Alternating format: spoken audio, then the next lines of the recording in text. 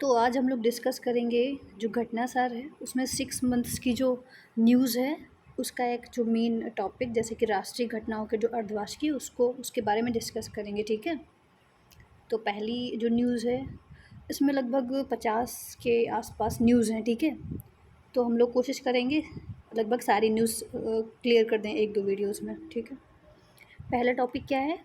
18वीं लोकसभा चुनाव के बाद नरेंद्र मोदी लगातार तीसरी बार प्रधानमंत्री बने। तो इसमें कौन कौन सी चीज़ें इंपॉर्टेंट हैं कि मतलब पंडित जवाहरलाल नेहरू जी के बाद में मोदी जी ऐसे एक दूसरे प्रधानमंत्री थे जिन्होंने तीसरी बार लगातार शपथ ग्रहण की प्रधानमंत्री की। ठीक है, वो चीज़ हो गई। और कितनी सीटें जीती हैं इन्होंने इस बार? तो 293 जो हैं जीत कर बहुमत का आंकड़ा पार किया है। प्रधानमंत्री मोदी के शपथ ग्रहण समारोह में नेबरहुड फर्स्ट पॉलिसी जो थी और सागर विजन के तहत पड़ोसी जो देश के प्रधानमंत्री हैं उनको भी बुलाया गया था। जैसे कि बांग्लादेश की जो शेख हसीना थी वो, श्रीलंका के राष्ट्रपति रानिल विक्रमसिंघे, भूटान के प्रधानमंत्री शेरिंग टोबगे, सेशल्स के उपराष्ट्रपति अहमद अफीक, मालदीव के राष्ट्रपति मोहम्मद मुइज्जू, है ना, मुइज्जू के बारे में हम लोगों ने देखा भी, कई न्यूज़ेस बनी। और शेख हसीना के बारे में हम लोग देख रहे हैं कि वो कैसे डिक्टेटरशिप आ गई है वहाँ पे, जो भी चीज़ें हैं। मॉरीशस के प्रधानमंत्री प्रविंद जगन्नाथ और नेपाल के जो पुष्पक कमल दहल प्रचंड हैं। ठीक है, तो इनके नाम आ सकते हैं मैचिंग में, वी शुड रिमेंबर इट। ये चीज़ हो गई। उसके बाद में इसमें दी ही इम्पॉर्टेंट चीज़ ये है कि जो मोदी जी की मंत्रिमंडल है उसमें 7 महिला मंत्री हैं। ठीक है, ये काफ़ी इम्पॉर्टेंट है, आ सकता है।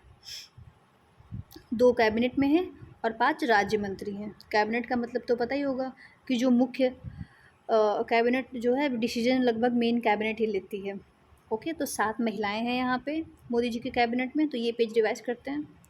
नेहरू जी के बाद मोदी जी एक दूसरे ऐसे प्रधानमंत्री बने जिन्होंने लगातार तीसरी बार शपथ ग्रहण की। ओके, 293 सीट उन्होंने ग्रहण की। उसके बाद में कुछ राष्ट्र के जो सागर विजन और नेबरहुड पॉलिसी है उसके तहत डिफरेंट जो हमारे पड़ोसी राष्ट्र हैं उसके प्रधानमंत्री आदि को मतलब उनको बुलाया गया था।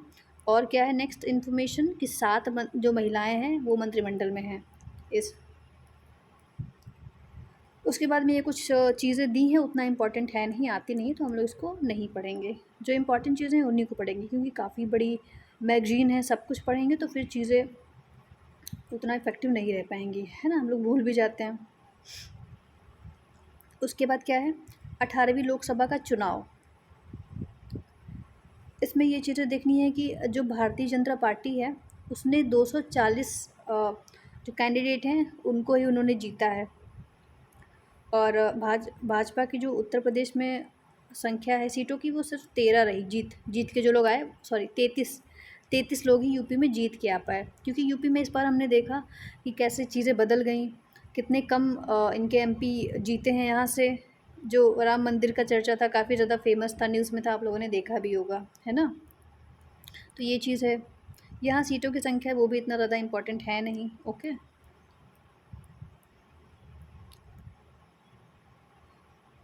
उसके बाद में 18वीं लोकसभा चुनाव से जुड़े कुछ महत्वपूर्ण तथ्य हैं, इसमें से इम्पॉर्टेंट चीज़ें डिस्कस करते हैं हम लोग। ठीक है, सूरत निर्वाचन क्षेत्र से भाजपा के मुकेश दलाल 18वीं लोकसभा हेतु निर्विरोध निर्वाचित हुए हैं। तो देखो, एक ऐसे इंसान हैं मुकेश दलाल, जो लोग दलाली करते हैं समझ लो थोड़ा दबंग टाइप के होते हैं, तो उनका कोई विरोध नहीं करता, ऐसे याद कर सकते हैं। तो मुकेश दलाल जो हैं वो निर्विरोध जीते हैं। ओके, तो ऐसे याद कर सकते हैं। दलाली वाले जो हैं उनका विरोध कोई जल्दी नहीं कर पाता क्योंकि गुंडे टाइप होते हैं।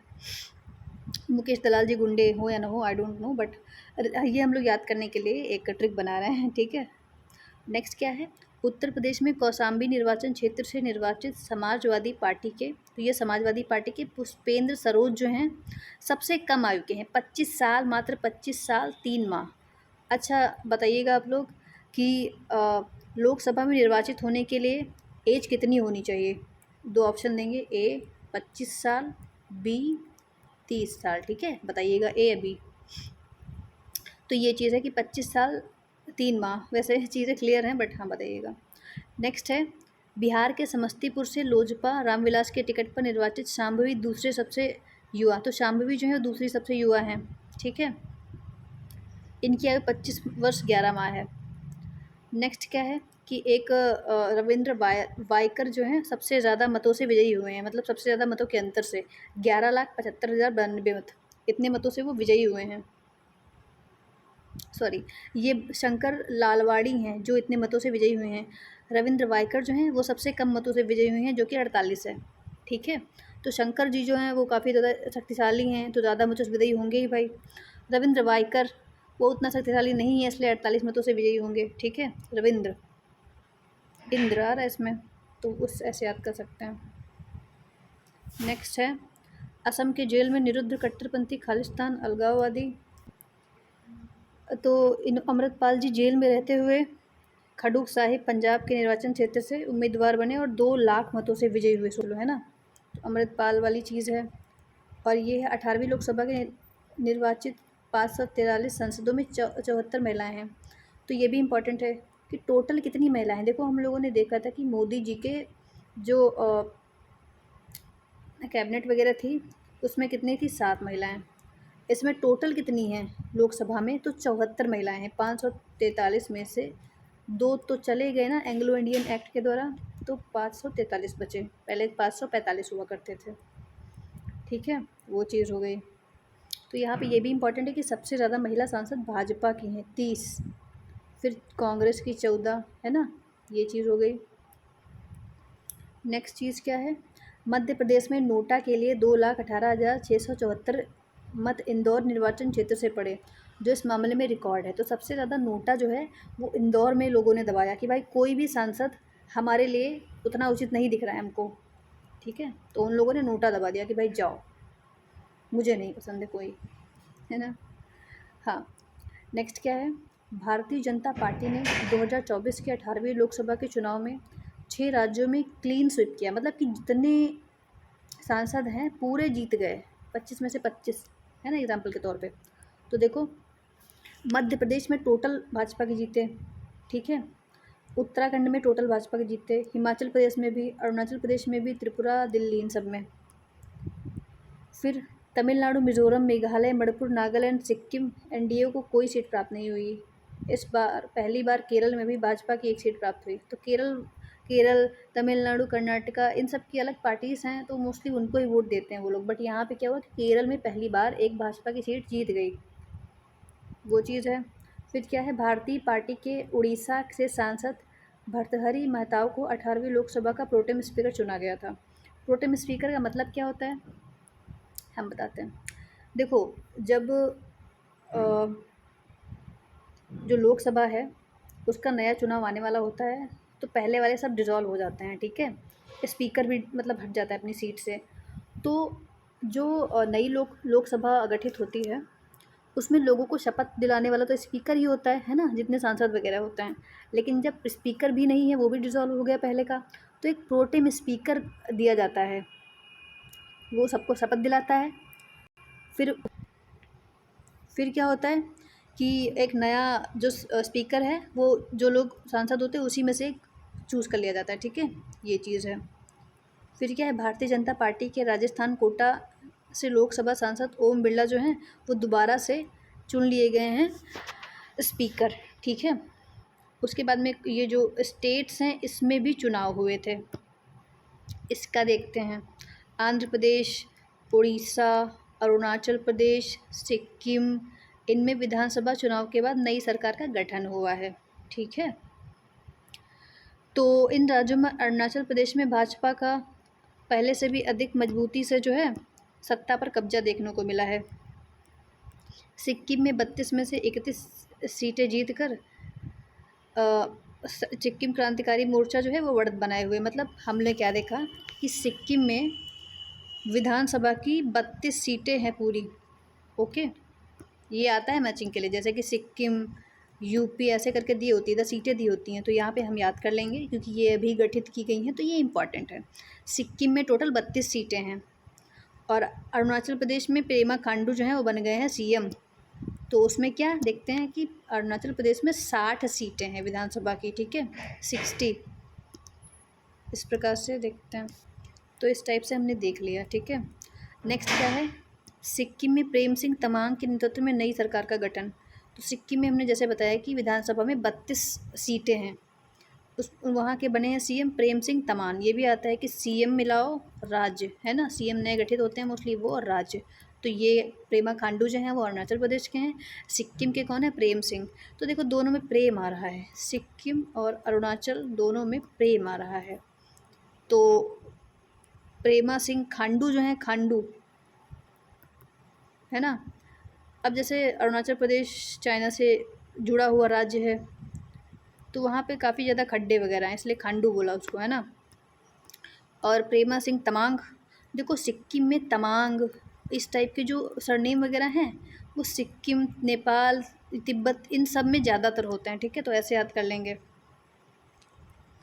ठीक है। ये चीज़ हो गई। फिर देखते हैं आंध्र प्रदेश में। आंध्र प्रदेश में चंद्रबाबू नायडू वो बन गए हैं सीएम। यहाँ पे 175 सीटें हैं, ठीक है, 175 सीटें हैं। तो अरुणाचल प्रदेश में कितनी सीटें थी?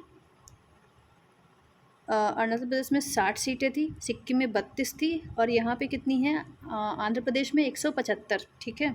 और चंद्रबाबू नायडू बने हैं, ओके। ये चीज़ हो गई। चंद्रबाबू ने चौथी बार राज्य के मुख्यमंत्री का पदभार संभाला है। इसके साथ ही आंध्र प्रदेश में सर्वाधिक बार मुख्यमंत्री बनने का रिकॉर्ड इनके नाम हो गया है। ये क्वेश्चन आ सकता है। उसके बाद उड़ीसा में मोहन चरण मांझी के नेतृत्व में पहली बार बीजेपी की सरकार का गठन हुआ है। तो उड़ीसा में मतलब मांझी सरनेम ज़्यादातर उड़ीसा टाइप, उड़ीसा साइड में लगता है, तो ऐसे याद कर सकते हैं। यहाँ पे कितने हैं टोटल विधानसभा की सीटें? 147। देखो टोटल याद करते हैं फिर से। सिक्किम में कितनी हैं? 32। अरुणाचल में आई थिंक 60 थी। आंध्र प्रदेश में कितनी थी? 175। और यहाँ उड़ीसा में कितनी है? 147, ठीक है। ये याद करने की चीज़ है, इंपॉर्टेंट है, आ सकती है, तो याद कर लेना आप लोग, 2-3 बार लिखना हो जाएगा। फिर नेक्स्ट क्वेश्चन है, बांग्लादेश की प्रधानमंत्री जो है शेख हसीना, है नहीं थी कह सकते हैं, क्योंकि वहाँ पे अब मिलिट्री शासन आ गया है ना। यूनुस जो हैं वहाँ के प्रधानमंत्री हैं कुछ टाइम के लिए, तो बड़ी ही बेकार सिचुएशन है। हिंदूज़ पे काफ़ी ज़्यादा, हिंदू माइनॉरिटी पे काफ़ी ज़्यादा वहाँ पे अट्रॉसिटीज़ हो रही हैं, है ना। इंडिया को काफ़ी ज़्यादा ब्लेम कर रहा है वो, बाढ़ आ गई तो ब्लेम कर रहा है, और काफ़ी चीज़ें हैं, है ना। तो ये देखते हैं, बांग्लादेश की प्रधानमंत्री शेख हसीना की भारत में यात्रा हुई थी। तो यहाँ पे क्या तीस्ता नदी के जल संरक्षण से रिलेटेड इन्होंने क्या किए थे? साइन किए थे, समझौता किया था। और क्या इम्पोर्टेंट है? हाँ, ये काफ़ी ज़्यादा इम्पोर्टेंट है। भारत और बांग्लादेश ने राजशाही और कोलकाता के बीच नई ट्रेन सेवा, चटगांव तथा कोलकाता के बीच नई बस सेवा की घोषणा की।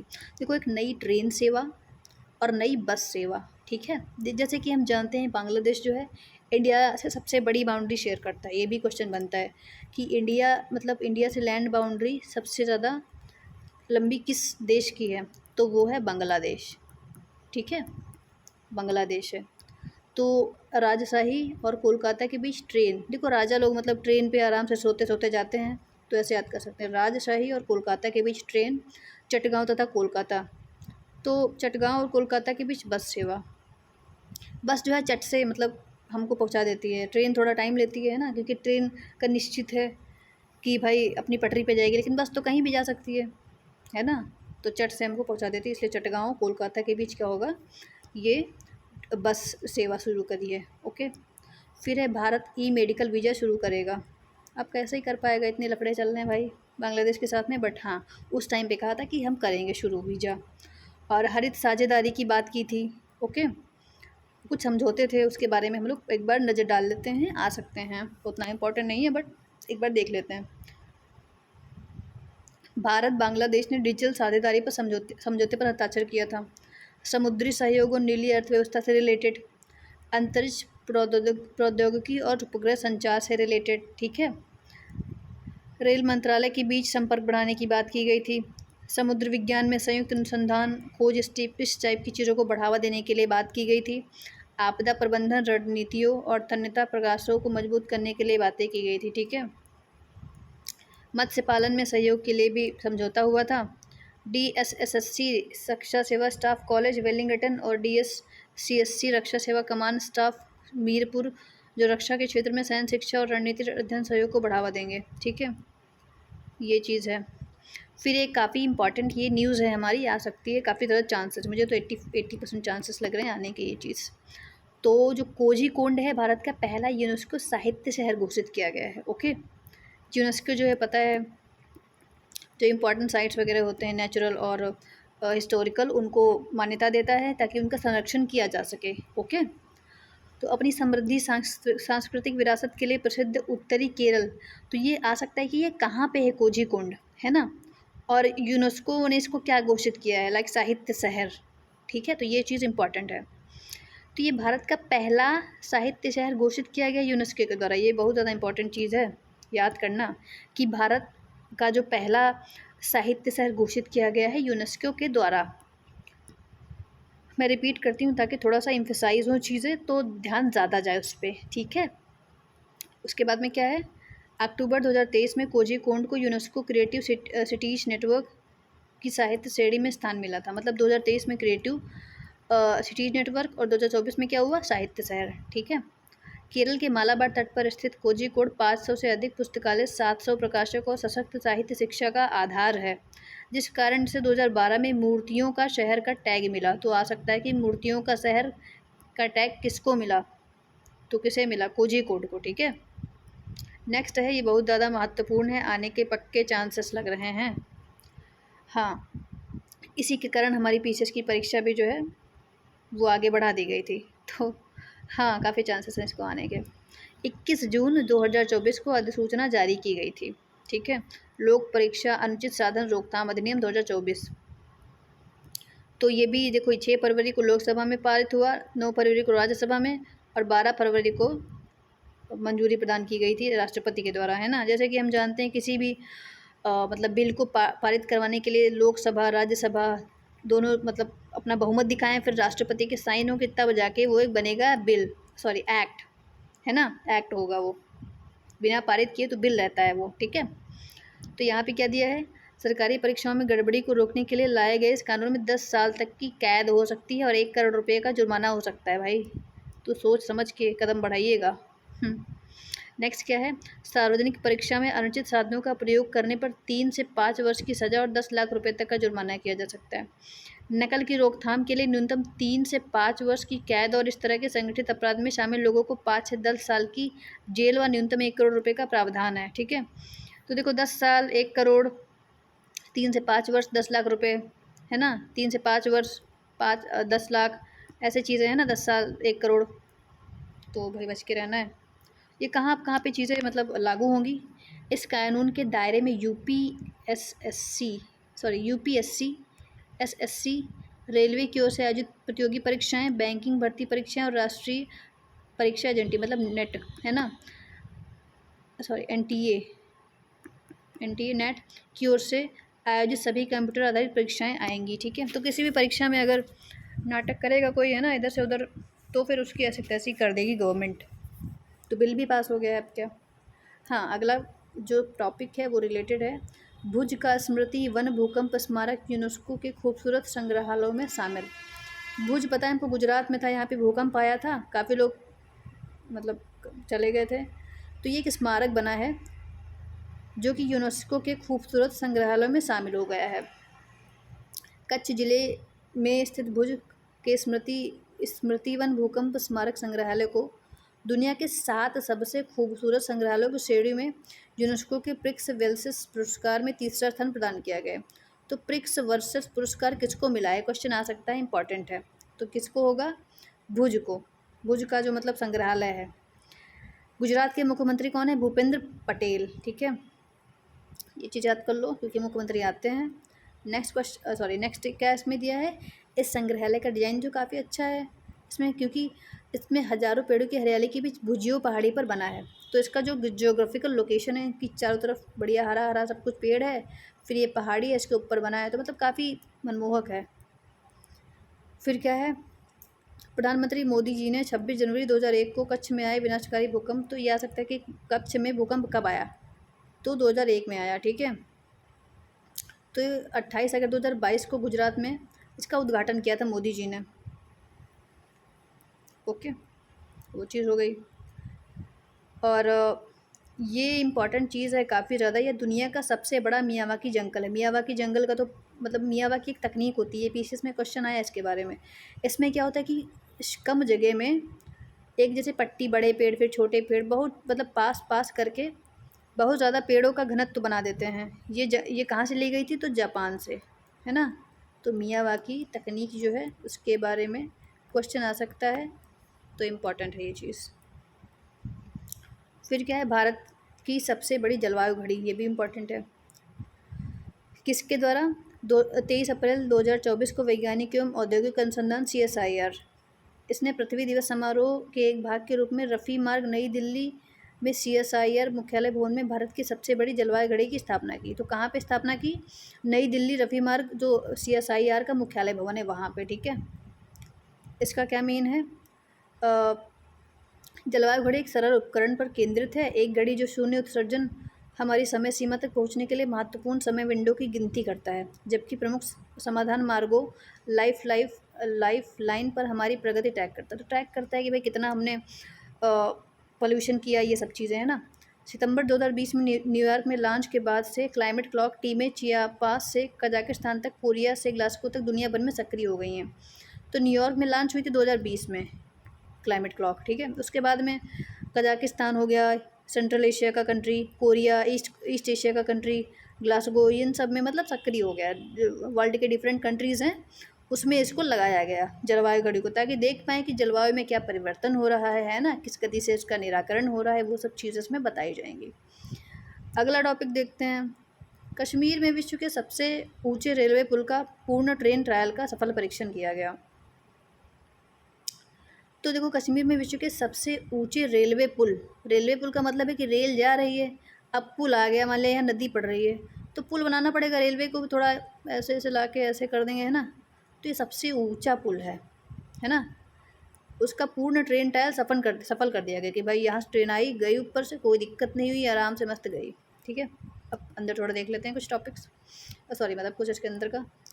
जम्मू कश्मीर के रियासी ज़िले में बक्कल और कौरी के बीच, तो ये आ सकता है किसके किसके बीच में बना है ये, बक्कल और कौरी, है ना। ये याद करना पड़ेगा, थोड़ा देख लेना, 2-3 बार तो याद हो जाएगा। बक्कल कौरी, इनके बीच में 1.3 किलोमीटर का लंबा और चिनाब नदी पर 159 मीटर ऊपर स्थित पुल बना है। तो कितने मीटर लंबा है?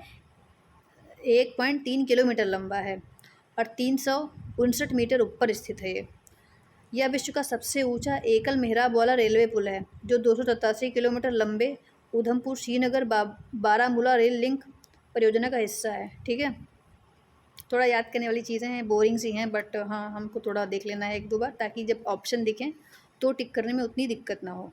ओके, अब चिनाब के बारे में देखो, चिनाब के ऊपर है। चिनाब ये कहाँ पे है?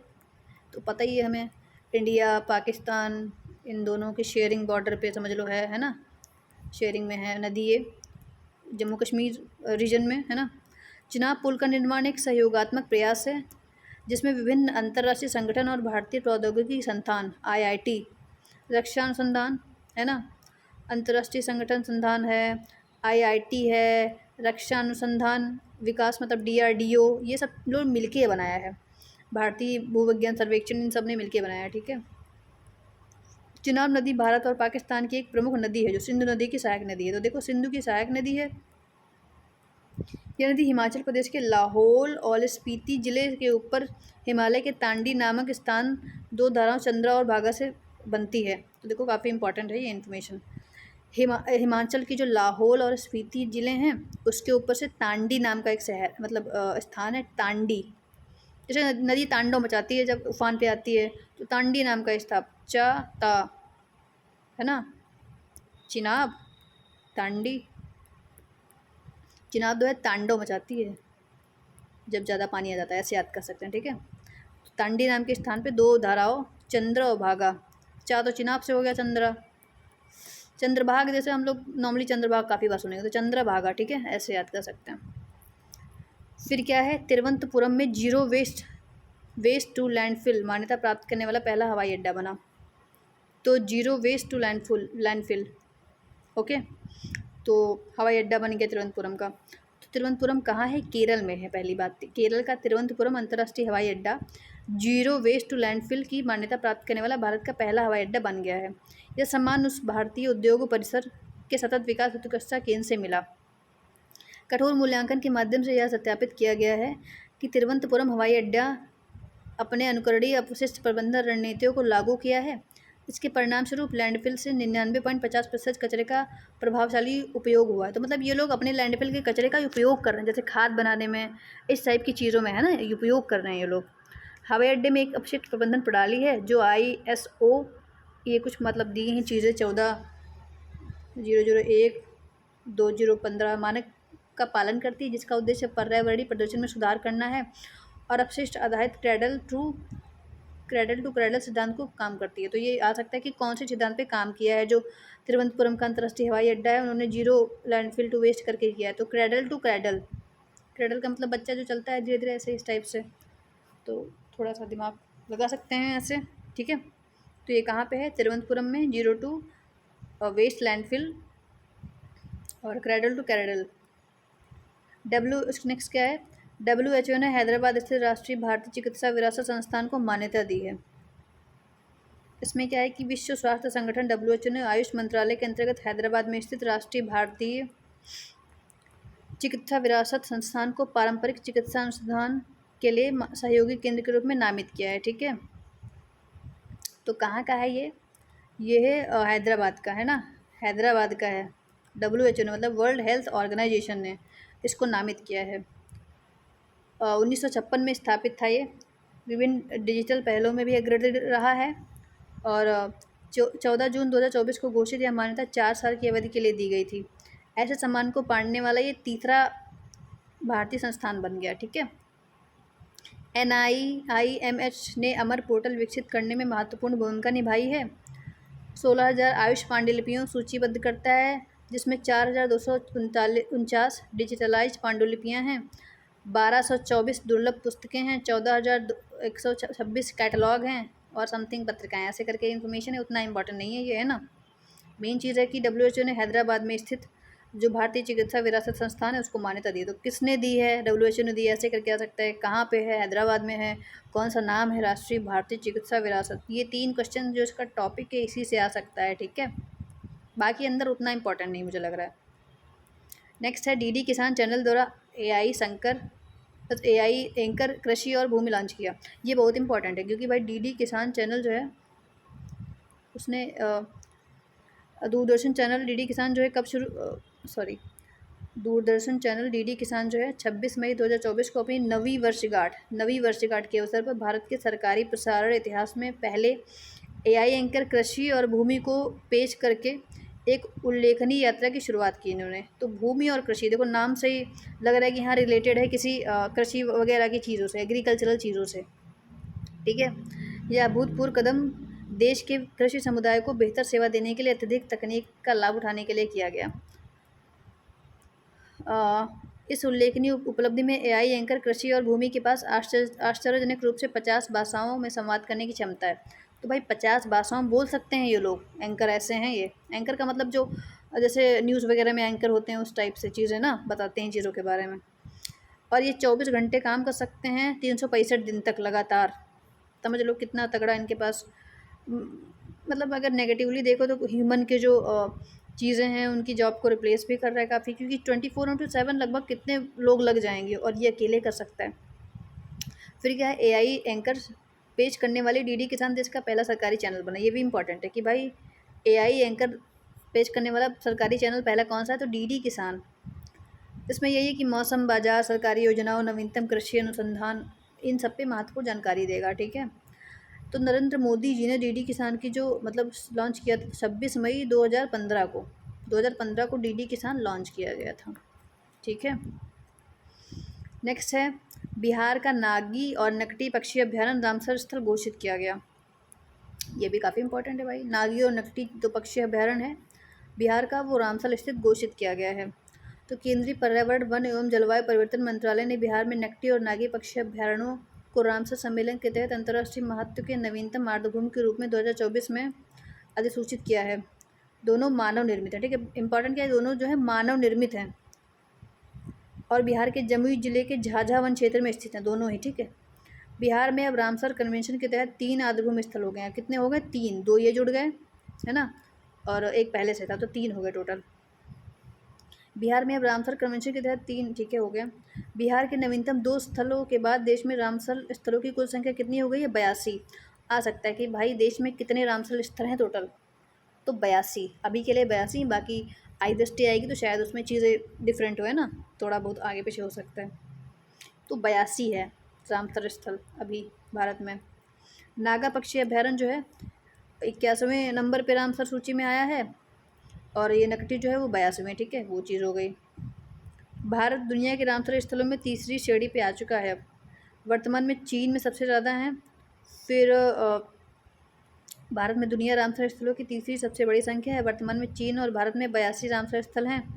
रामसर स्थलों की संख्या के मामले में यूके सबसे ज़्यादा हैं, यूके में ठीक 175, और मैक्सिको दूसरे स्थान पे। तो यूके मतलब कि वही ब्रिटेन वाले लोग जो हमारे यहाँ आए थे, ठीक है, उनमें सबसे ज़्यादा हैं ये, ठीक है, रामसर स्थल। और फिर कहाँ पे? मैक्सिको में है, जो कि नॉर्थ अमेरिकन कंट्री है, वहाँ पे। फिर कहाँ पे? इंडिया में। नेक्स्ट है, श्रीनगर को विश्व शिल्प नगर का दर्जा दिया गया, तो ये भी काफ़ी इंपॉर्टेंट है। विश्व शिल्प परिषद WCC द्वारा 2024 को श्रीनगर को विश्व शिल्प शहर घोषित किया गया। यह दर्जा हथकरघा और हस्तशिल्प के क्षेत्र को बढ़ावा देगा, जिससे जम्मू कश्मीर क्षेत्र में पर्यटन और बुनियादी ढांचे के विकास को लाभ मिलेगा। श्रीनगर, जयपुर, मल्लपुरम और मैसूर के बाद यह सम्मान प्राप्त करने वाला चौथा शहर बन गया है। तो कौन सा? चौथा। पहले कौन थे? जयपुर मतलब राजस्थान में, मल्लपुरम मतलब आंध्र प्रदेश में आई थिंक, मैसूर ये कर्नाटका वगैरह में, ये 3 पहले थे। श्रीनगर को 2021 में शिल्प के लिए यूनेस्को द्वारा क्रिएटिव सिटी के रूप में मान्यता दी गई थी। तो क्रिएटिव सिटी के रूप में किसको मान्यता दी गई थी? श्रीनगर को, ठीक है। तो ये चीज़ हो गई। अभी के लिए इतना ही, पूरा कंप्लीट करेंगे इसको लेकिन हम नेक्स्ट वीडियो में, ठीक है। तो जय हिंद।